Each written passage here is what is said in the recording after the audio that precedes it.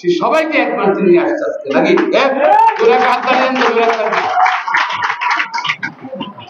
আমরা জিপে জিপে যারা পাইছে তাদের জন্য ওরা হাততালি দেন তো সবাই, ঠিক আছে? এবং যারা খেলাধুলায় পুরস্কার তাদের জন্য হাততালি দেন, হ্যাঁ ঠিক আছে? প্রিয় ভাই বোনেরা, উপস্থিত সুধীবৃন্দ, আসসালামু আলাইকুম। এখন অন্য প্রশ্ন দিয়ে একটা কথা বলতে চাই। আমাদের মানুষ, দেশের মানুষ শান্তি চায়, জীবন এবং সম্পদের নিরাপত্তা চায়, সম্মানের নিরাপত্তা চায়। গত 15 বছর কিন্তু মানুষ জীবন, সম্মান, ইজ্জতের নিরাপত্তা দিতে পারে নাই। অনেক ঘটনা ঘটেছে, তারা ঘটিয়েছে। দেখেন, বাড়াবাড়ি করলে যা হয়, তারা এলাকা থেকে পালাই চলে গেছে। সুতরাং এখন যারা আছেন, ভবিষ্যতে যারা আসবেন, তারাও কিন্তু সাবধান থাকবেন। অতিরিক্ত বাড়াবাড়ি করলে মানুষের সম্পদ, সম্মান, ইজ্জতের প্রতি যদি সম্মান যদি নষ্ট করেন যদি, তাহলে কিন্তু মানুষ কিন্তু আপনার বরদাস্ত করবে।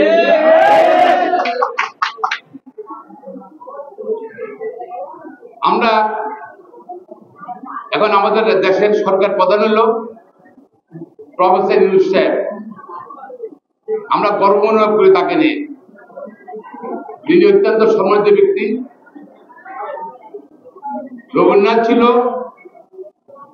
বাঙালি নোবেল পুরস্কার বিজয়ী, আর প্রফেসর ইউনূস কিন্তু বাংলাদেশের নোবেল পুরস্কার বিজয়ী, নাকি? বাংলাদেশে বাংলা ভাষা গর্ব করি আমরা রবীন্দ্রনাথ ঠাকুরকে নিয়ে।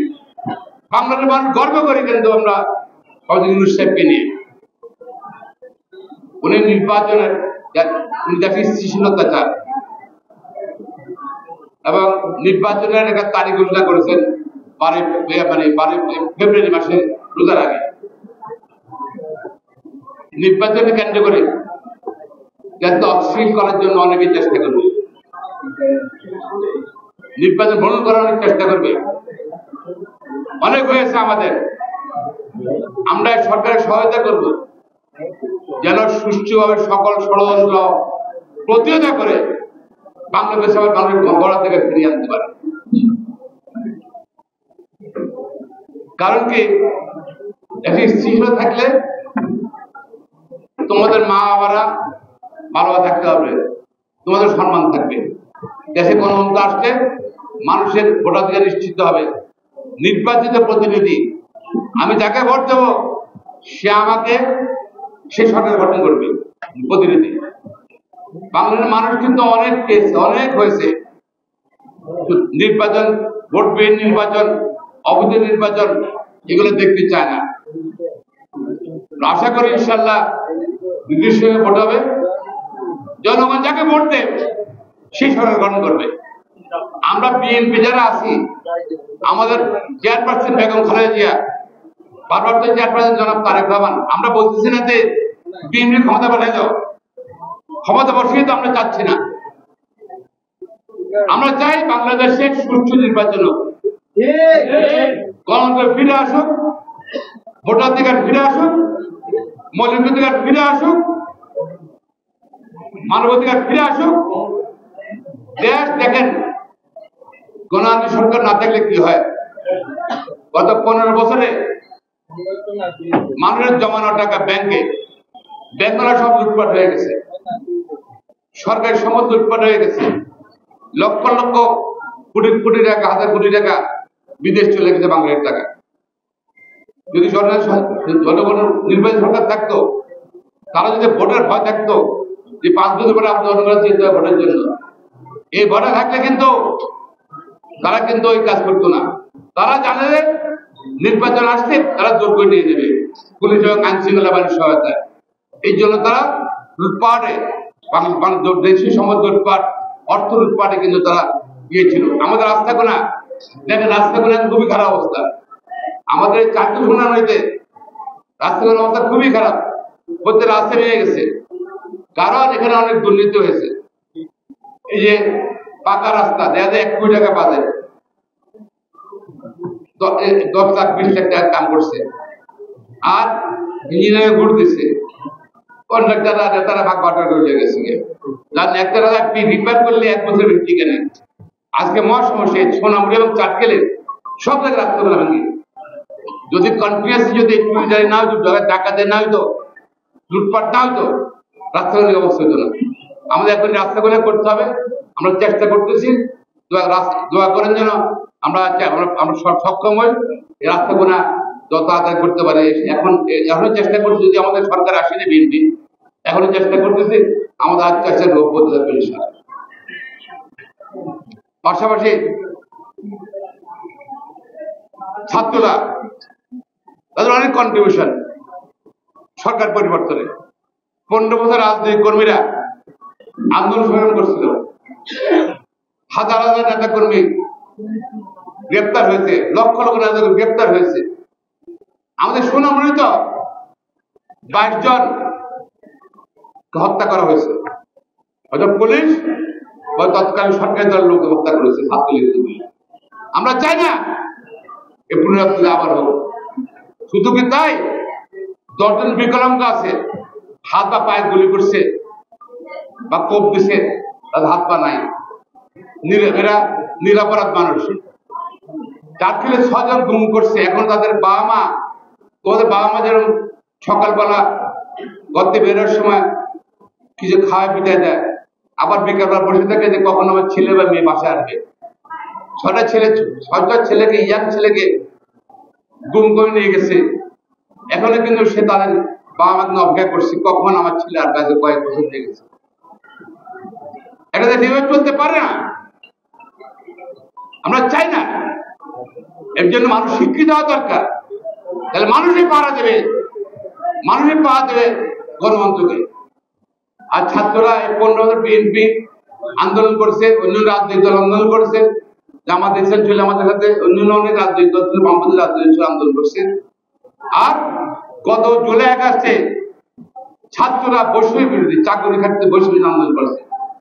ছাত্র জন আন্দোলনে সরকার পতন হয়ে গেছে, এখন দেশ অপেক্ষা করছে, দেশ তৈরি হচ্ছে এটা নির্বাচনের জন্য। সুতরাং আমরা নির্বাচনের জন্য কাজ করলে হবে না।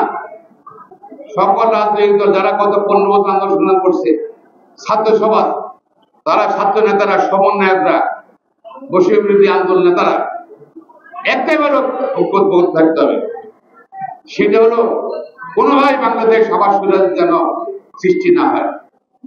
এই ব্যাপারে একমাত্র সার্বভৌমতা, স্বাধীনতা, সার্বভৌমত্ব, আইনের শাসন প্রতিষ্ঠায় ঐক্যবদ্ধ থাকতে হবে। একটা পয়েন্টে নিজের মধ্যে ভাগ থাকবে, অবশ্যই ভাগ থাকবে না, প্রতিযোগিতা থাকবে। প্রত্যেক রাজনৈতিক দল নিজস্ব গণতন্ত্র আছে, নিজস্ব প্রস্তাবত্ব আছে, নির্বাচন ইস্তার আছে, ভাগ থাকতে পারে, কিন্তু একটা ব্যাপারে কিন্তু ঐক্যমত না থাকলে বাংলাদেশে কিন্তু আবার দেশের জন্য অনেক খারাপ অবস্থা হতে পারে। সুতরাং এই ষড়যন্ত্রগুলো মোকাবিলা করতে হবে। পাশাপাশি আমি আশা করি ইনশাল্লাহ বাংলাদেশে আমার মতন লক্ষ কোটি করে মানুষ আশা করে বাংলাদেশে কিন্তু 15 গণতন্ত্র ফিরে আসবে, আমাদের ভোটাধিকার নিশ্চিত হবে। ইউনিট সরকার অধীনে সুষ্ঠু, সুন্দর এবং কোন রকম প্রভাবহীন সুষ্ঠু নির্বাচন হবে, এবং সেই নির্বাচন যেই সংখ্যাগরিষ্ঠ দর্শন পাক সেই সরকার করবে।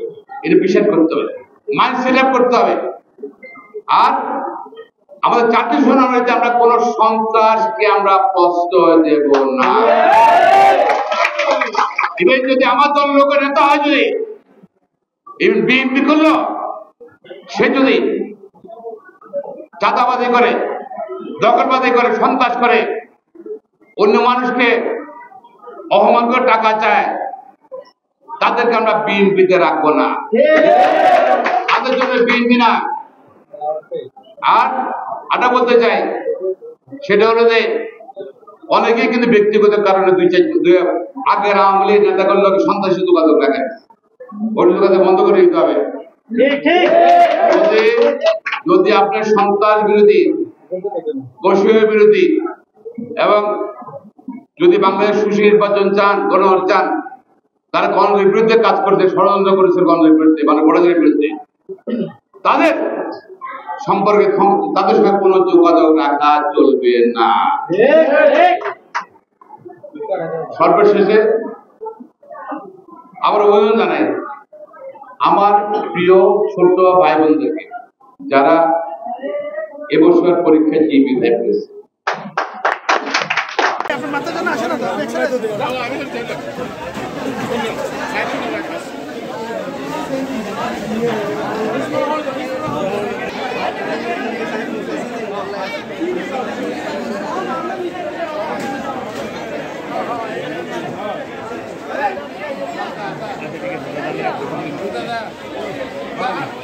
ভাই সামনে থেকে আইন না, সামনে থেকে আইন না।